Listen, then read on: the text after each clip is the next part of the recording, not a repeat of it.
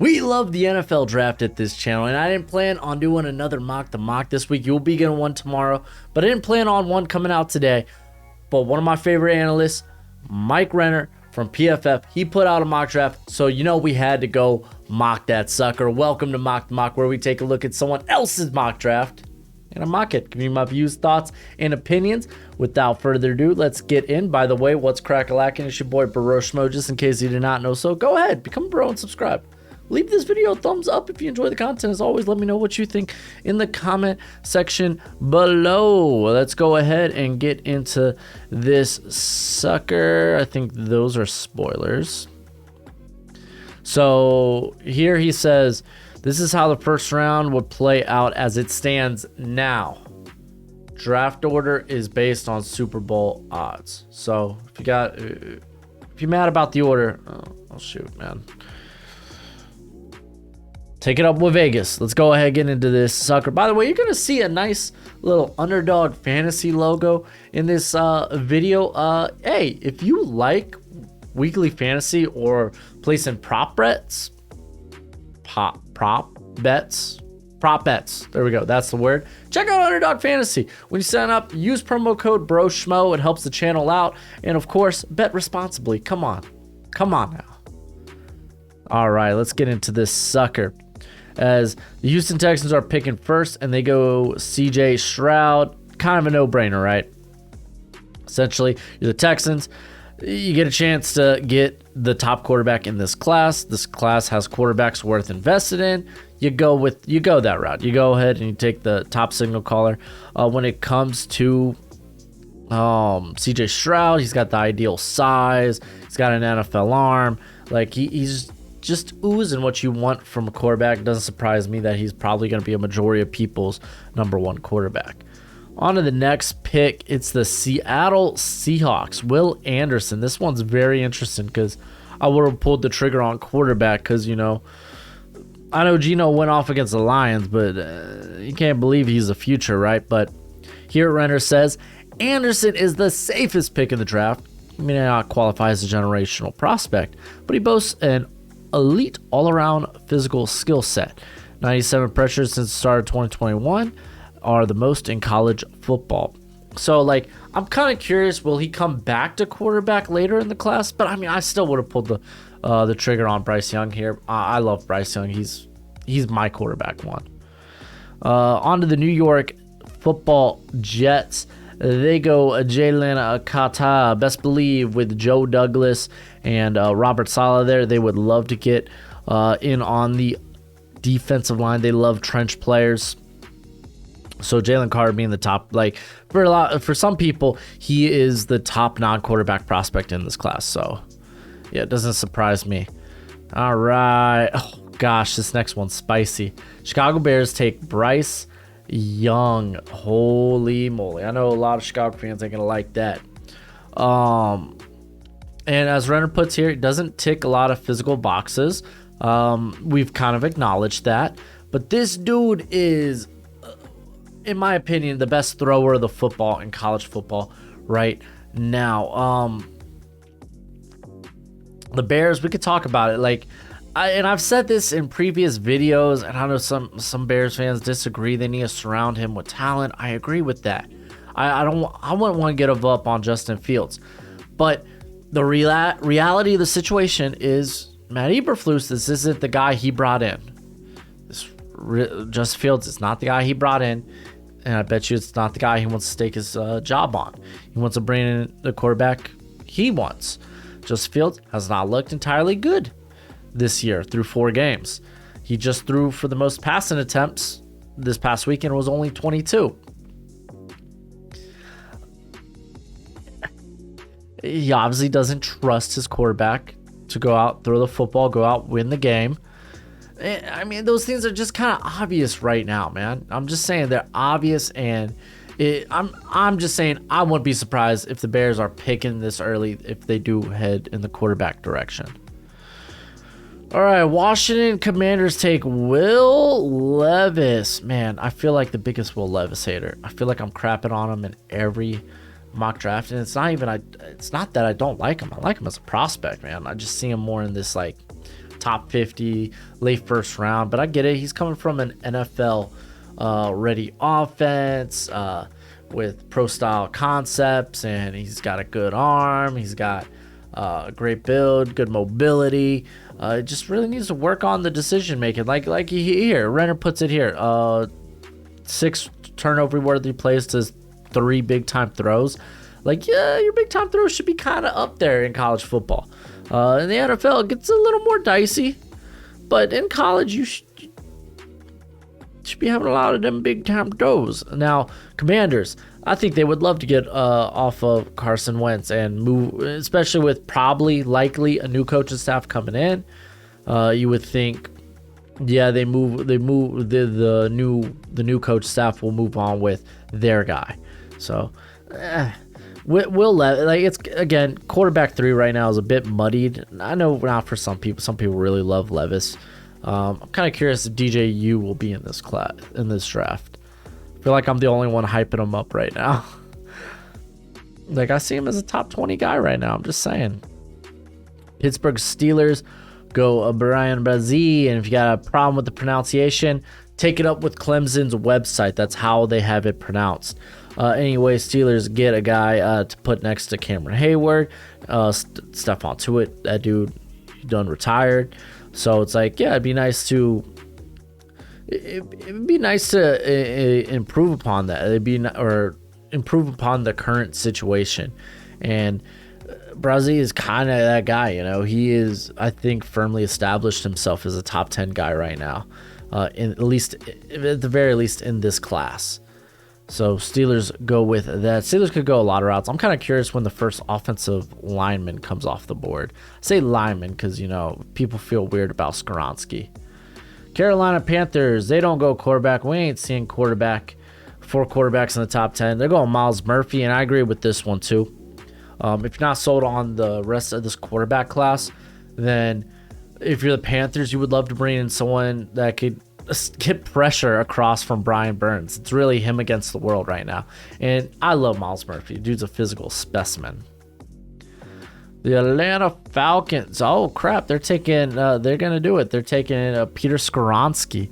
Another interesting pick here.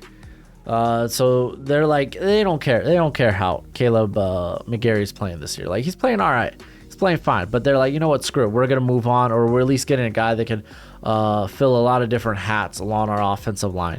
A guy that could play center, that could play guard. He's got that versatility to him. When it comes to what he's lacking, and when it comes to the NFL department, not ideal length. And then people will be like, oh, Penei Sewell, Rashawn Slater, but he's not the athlete those guys were. So Skoronski's going to be an interested eval during this process. Holy moly. So Detroit Lions go Tanner McKee. All right, so let's pause real quick because I'm just saying, if you're willing to take Tanner McKee at 9, you're willing to take him at 7. That's all I'm just going to put that out there. Tanner McKee's been really good this year. It sucks that Stanford's trash right now. And he really has to he almost has to play mistake free to keep this team in the ball game. Now, moving off from Jared Goff, I think is this is the year it happens after this season. They could definitely move on from him and get, I think it nets them like $20 million in cap room. So grabbing a young quarterback on a rookie deal when you have a very, very good offensive line, you got weapons there in Amon-Ra St. Brown, Jameson Williams, DeAndre Swift. And yeah, I like this move. I like McKee. This feels early for him, but hey, man, you do you. You do you. Matter of fact, I'm gonna do Mike Renner. I just thought about this now. I'm gonna do him dirty, and I'm gonna find one of his Bachelorette photos. If you didn't know, Mike Renner was on The Bachelorette like years ago, and I'm gonna put it on a thumbnail. I'm gonna do it. I love Mike Renner, but it's funny. I'm gonna do it. I don't think I did that for a Mike Renner mock draft yet. All right, so the New England Patriots go Christian Gonzalez. I think he's a really good scheme fit for the Patriots. It gets them a little bit more size out there on the outside.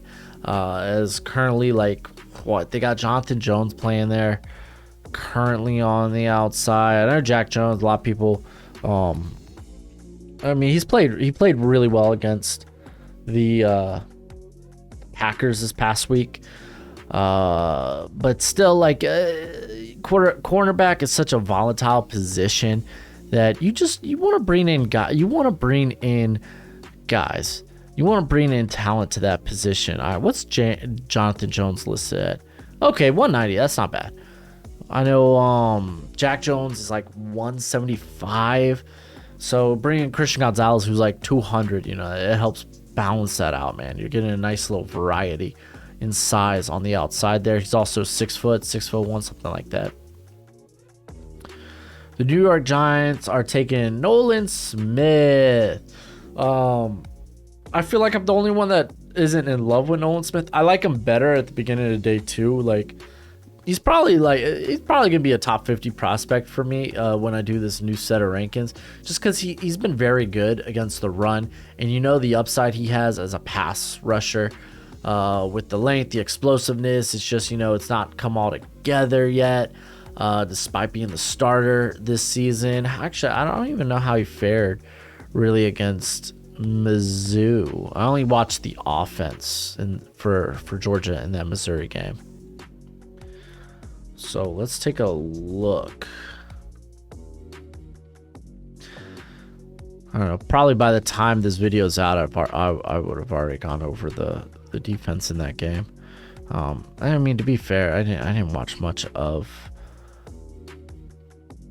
Oh, okay. He had an all right game. It wasn't great, but it wasn't bad. It was solid. That's solid enough. Still a little early for me though. Going here to the Giants. Yeah, they could use more pass rush and threats. He gets to team up with a former teammate in Azeez Ojulari, so that's kind of cool. All right, Philadelphia Eagles, they get this pick via the Saints. They go my boy Isaiah Foskey. A lot of y'all have mentioned how the trenches could be a place that the Eagles go in this draft class because they got a few contracts they could get off of. Brandon Graham's up there in dog years. Derek Barnett is Derek Barnett, so he's not long for the roster. Foskey, he's Foskey. I don't know how I want to pronounce it yet. He's one of those high floor guys, great length, and he's really performed well the last couple of weeks. Really, just really showing that like this is he needed a breakout season if he was really going to be considered a top 20 guy. A lot of people really liked him, but it's like he hadn't put it all together yet. Maybe he has these past couple of weeks. As who do they take on this week? I think it's BYU, so he's going to be taking on the best offensive line since they faced Ohio State. And I mean, to be fair, in that Ohio State game, like I think Foskey and Paris Johnson had a pretty good back and forth. Ultimately, Paris Johnson got the better end of that, but still, I think he played well against a NFL caliber tackle. Which, by the way, Skoronski, only tackle we've seen off the board, and we won't see one here. Houston Texans, they're taking Jordan Addison, so they grabbed Stroud. Now the Texans grab another receiver, and they got a lot of speed. They got Mechie. They bring in Addison. They have Cooks there, Brandon Cook. That's a lot of speed to deal with. I like that. I definitely think Jordan Addison's probably been the best receiver in this class thus far, at least in terms of his play. Arizona Cardinals, they go with Bijan Robinson, man. I'm puzzled by this. Like, I feel like I did this in one of my other mocks because I feel like I keep seeing Bijan going to the Cardinals. James Conner contract. Because they just signed him to the 3-year this offseason, right? Yeah, they don't have a real good out, like in all honesty, until after next season. But I mean, even then, it's like, kind of is what it is. Like, Bijan's real good. Cardinals have so many more problems. Like, their defense is in shambles. The cornerback room depth is terrible. The pass rush is nowhere to be found. So it's like there's just more dire needs. And y'all, if you're not new to the channel, you know how I kind of feel about running back value altogether when it comes to the draft. Jacksonville Jaguars are going Quentin Johnston. I love Quentin Johnston. I'm gonna get back to his tape. It's on my list this week because I want to see why he's not producing there this season at TCU, or at least not producing at a high level. And I'm really hoping it's because he's just opening it up for other receivers, that he's such a threat that you have to take account of, that he's opening it up for the rest of the crew there. This would be a good addition, man. He's a bit different from what they currently have there at receiver. Christian Kirk's kind of taking that slot role and pairing, Johnson there with Zay Jones, man. I like it. Tennessee Titans take Jackson Smith and Njigba. I got a couple of problems with this one. First of all, Kyle Phillips. I think Kyle Phillips thus far has been pretty impressive. And that's a slot guy. Jackson Smith and Njigba is going to be a slot guy in the NFL. He just is. He's been hampered by the hamstring injury this year, but you're getting a high-end slot dude. Probably goes in the later half of the first round if it really does hurt his stock. But I mean, he was just very impressive in 2021 that you're willing to throw this year's tape away since he's been beat up and you haven't really seen him thus far this season. For me, this ain't the pick for the Titans. Just ain't. You're more so looking for that Robert Woods replacement. But I mean, if you're really looking for a receiver, what other guys stick out in this class? Las Vegas Raiders take the next tackle off the board in Paris Johnson. I like this. You get him and Colton Miller. There you go. There's your tackles of the future. Honestly, the interior ain't half bad right now for the Raiders. I like what I've seen from Dylan Parham thus far this year with, was it Andre Carter being hurt? So Carter comes back. You can put Parham at guard. So, yeah, they've had their Mumford out there at tackle, which I don't think is great. I think he probably fits better at guard in the NFL. But Paris Johnson would actually be a really good scheme fit also for Mike McDaniels. All right, Indianapolis Colts take Keandre Ringo. Forgot he was even on the board. Haven't even addressed corner in this class. Yeah, no, I mean, I like this because they got Stephon Gilmore on a 1-year deal. They got Face on there, but how much can you really expect from him? He's played well this year, but I don't know, man. Maybe something clicked for him because he was pretty bad as he was a reserve for the Raiders in 2021, and then was kind of forced into action because of injuries. But honestly, he's not been bad this year. Isaiah Rodgers has been good off the bench, so I'm cool with them grabbing Ringo. Dallas Cowboys are going my boy Jared Verse. I freaking love Jared Verse, dude. It's so nice to see him early in a mock draft. It really is. This dude's been so good. Demarcus Lawrence, what's your contract situation looking like? I know didn't they restructure it this offseason? All right. Because, I mean, honestly, they could look for a long-term option to put on the outside there. So, ooh, it doesn't look good. Yeah, that restructuring did not help. So they cannot cut Demarcus Lawrence. They just can't. It would be $35 million in dead cap space if they cut him after this season. So they're sticking with Demarcus Lawrence for the foreseeable future. I do like the addition of Verse, though, man. I like that a lot. Just keep adding to that pass rush. Make sure, it's screw it, man. We're going to force the quarterback to make mistakes because of the sheer amount of pressure we're going to put on him. Los Angeles Chargers take Olu Fashanu out of Penn State. This is the big riser thus far, especially in this tackle class. It's still a bit of a question mark for a lot of people. Chargers, they need to shore up that right tackle position. Makes a ton of sense. All right, Seattle Seahawks. This is their next pick. They don't go quarterback. They go Andre Carter. Whoa, hold on. So they grabbed Andre Carter, and they also grabbed Willie Anderson. Nowusu hasn't been bad this year. That was kind of like the big sign-in, right? So, wow. So they're pairing up Willie Anderson with Andre Carter. They're really getting after the pass rush. That's kind of wild. I might go in a different direction. I don't know if I want to necessarily double dip at edge. If I have a first-round pick. If I have 2 first-round picks. If I'm the Seahawks here, I wouldn't mind Anthony Richardson or DJ. Here I got the pronunciation up and ready to go. So let's go ahead and see it. DJ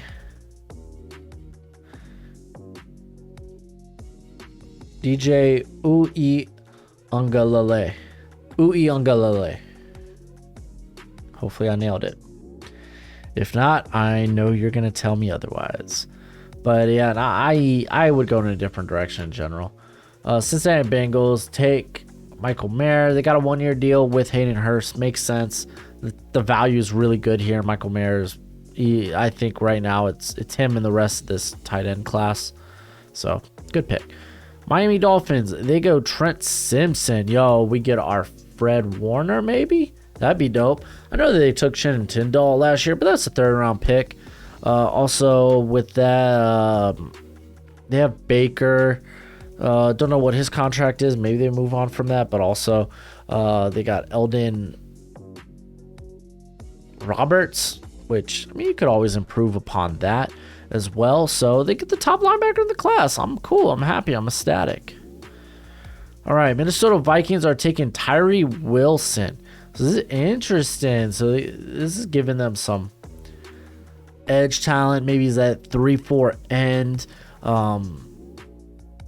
See, and this is okay. This is why I could buy into people thinking he's a first round pick, is that he's only scratching the surface. They're kind of projecting it at this point because, like, again, I haven't watched him the last few weeks. Like, and those were bigger games, Kansas State, NC State. Haven't watched those games from him, so maybe it's like, oh man, watch out. Tyree Wilson's kind of legit. But I, again, always go back to Liberty Bowl game where he had a great game, unless it was across from Charles Cross. And then I'm like, okay, when you're facing NFL caliber competition, I'm a bit, so big concern there, but I like it. Okay, Baltimore Ravens going Antonio Johnson. This one's interesting after they go Kyle Hamilton last year. And I know that they love their safeties, but at some point it's like enough's enough, You got enough safety work, and I know he could work out of the slot too. And it's great value, but still, man, it's just not a position that I think they need to address. You could go corner, you could go edge. There's a variety of other ways you can go. The Detroit Lions is their 2nd pick. Remember, they got Tanner McKee, and this time they're getting Siaki Ika out of Baylor. So essentially, this is a replacement for Liam McNeil, which, to be fair, overall, I think Liam McNeil's been their best interior player, but overall, the presence of the interior hasn't been good.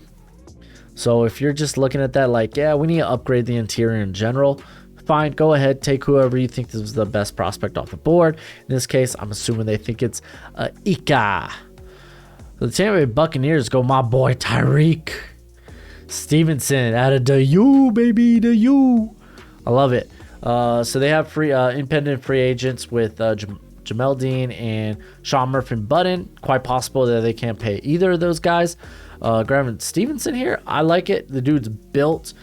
He brings return potential. Let's not talk about the muff punt against the Aggies. I don't want to, but I like that. I like them dipping into the corner class. Curious if Joey Porter cracks this first round, because you would think he might be the next guy. Green Bay Packers take Josh Downs. Honestly, I love the fit, man. They kind of like Randall Cobb, get his apparent replacement there in the slot. They kind of swung and miss on that cat from Clemson who was kind of a running back wide receiver hybrid. I forgot. I can't think of his name right now. But Gervin Downs here. Downs has been pretty darn good. He just returned, I think, last week or the week prior, and played pretty good football. So yeah, Downs, like in this wide receiver class that's kind of wide open. Yeah, I could see Downs moving. He's probably like a top 50 guy for me, top 60 at the very least. Kansas City Chiefs are taking, holy moly, what a name. Don't worry, I actually know, I have this guy evaluated. Let me just bring up the pronunciation for his name. Adetomiwa Adebawore. Yo, I don't have him as a first rounder. I'm just gonna put that out there. I've watched a little bit of him this season. And let's go over some of the cons I had going into the season and then see where he's improved. Where notable struggles in the run game, sometimes he lets blockers work him out of the play, and he even is, or if he's even able to disengage. Usually with the spin move, that's how he does it. Takes bad angles. By the way, yeah, he's not a good tackler. He's not a good tackler this season either. I think he's up there like 20% missed tackle rate. I will say this though, when it comes to him, he has improved, I think, at stacking and shedding. Does he work for the, I mean, do you put him on the interior? I don't mind that. I like that actually quite a bit. I don't know about keeping him out at edge. That might be interesting at 280 pounds. I'm curious what his length will end up being there out on the out if he remains on the outside. But that's definitely an interesting name to bring up, dude. Like, the guy plays with a hot motor. Like, for real. He's shown a lot of versatility. He's got the strength. Like I said, he's been better at disengaging, stacking, and shedding in the run game this year. So, interesting. I like when you put out these names no one's really talking about. Philadelphia Eagles is their pick. They take Joey Porter. Kind of a no-brainer. Slay, he talks about Slay possibly being a cap casualty, which with his play this year, that sounds a bit ludicrous, but also you got to take into consideration the dude is up there in years. Maybe they want to retain James Bradberry, who's only on a 1-year deal. So adding Joey Porter to the mix, top notch. Dude's got great length, good athlete as well. Also, very, very good guy. Buffalo Bills. Oh, this is the last pick. They go Keandre Coburn out of Texas, and I'm ready to talk about this guy because actually I looked at him when I was after the Bama Texas game because I wanted to go watch his teammate because it felt like his teammate was pretty good in that game, Moro Ojomo. And Coburn, like, dude's been impressive. This is the thing when it comes to him. Like, he is very good against the run. Like, a very solid, very, like, if he gets his hands on you, you're done. You're toast. Like, this guy, essentially, like, he's outplayed someone I thought would end up being, like, a good day 2 pick. Just in the last draft, Tavondre Sweat? And Coburn's just outplayed him. Dude's 6'2", 342. Use that natural leverage to get under and just push blockers. He does a good job of taking on double teams. He stacks and sheds well. And this year he's shown, this is probably why he's on the radar, maybe for a guy like Renner, is the pass rush ability seems to have improved. He doesn't have pass rush moves. He really doesn't. How he wins is a quick first step, and he plays with very violent hands, and he's able to get free. Now, also being at his size, 243, you're typically going to be the nose tackle, and you're not expected to have many pass rush moves. But he has kind of emerged this season as a pass rusher, someone that can solidly get after the quarterback. But the question is, because he is a 5th-year senior, and it's like, okay, he's emerging now. How will that translate to the NFL? If anything, you're getting a reliable run defender on your line who will be good on early downs, someone good to throw in that rotation. But also an interesting name to bring here. Gervin Dexter, by the way, didn't go. I'm just gonna Throw that out there. I love Gervin Dexter. And more people should be talking about him. Dude's kind of a monster. But a very interesting mock draft, to say the least. Again, big fan of Mike Renner. Show him and Trevor Sigma some love. They got a podcast on PFF's YouTube channel. It's Just Football. It's really good. And yeah, let me know what you think in the comment section below. I think that's interesting. They didn't really talk about the Bills taking another defensive lineman, but guess the more the merrier, right? Or maybe not. But I mean, you're the Bills. You're good at a lot of positions. You could really go anywhere. I think guard would be nice. Maybe taking the first guard off the board, depending on how you see Skoronski. So maybe Andrew Voorhees, Cooper Beebe, Osiris Torrance. Those guys might be in the thick of things here at 31. But yeah, let me know what you think in the comment section below. That's it for the video. Go ahead, do the YouTube thing. And as always, until next time, you be easy, my friends. Later.